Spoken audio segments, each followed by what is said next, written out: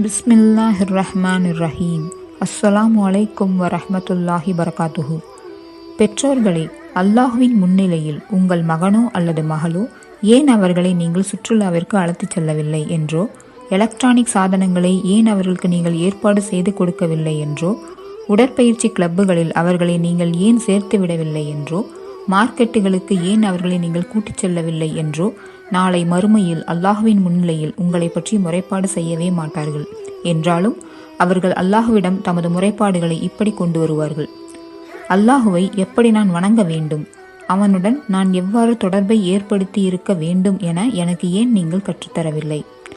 கஷ்டமான நேரங்களில் அல்லாஹுவின் பக்கம் எப்படி விரைந்திருக்க வேண்டும், மகிழ்ச்சியான நேரங்களில் அவனது கண்காணிப்பு உணர்வுடன் அவனின் நினைவுடனும் எவ்வாறு நான் வாழ்ந்திருக்க வேண்டும் என எனக்கு ஏன் நீங்கள் கற்றுத்தரவில்லை?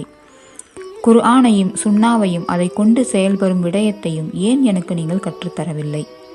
ஃபஜ்ர் தொழுகைக்கு ஏன் என்னை நீங்கள் எழுப்பவில்லை? அதற்காக எழும்ப வேண்டும் என ஏன் எனக்கு நீங்கள் சொல்லித்தரவில்லை? ஃபர்லுகளை நிறைவேற்றுவதில் அலட்சியம், சந்தேகத்திற்கிடமானவற்றில் மூழ்குதல், மார்க்கத்திற்கு முரணான காரியங்களை செய்தல், தீய நண்பர்களுடனான நட்பு, அல்லாஹுவை வணங்குவதையும் அவனுக்கு வழிபடுவதையும் விட்டுவிட்டு வீண் விளையாட்டில் ஈடுபடுதல் ஆகியவற்றை விட்டும் ஏன் என்னை நீங்கள் தடுக்கவில்லை? இவ்வாறாக அல்லாஹுவின் முன்னிலையில் நம் பிள்ளைகளால் நாம் கேள்வி கேட்கப்படுவோம். பெற்றோர்களே, உங்களிடம் உங்கள் பிள்ளைகள் அல்லாஹுக்கு முன்னால் கேட்கும் இந்த கேள்விகளுக்கான பதில்களை தயார்படுத்தி வைத்துக் கொள்ளுங்கள். உங்கள் பிள்ளைகள் உங்கள் மீது சுமத்தப்பட்டிருக்கும் அமானிதம்.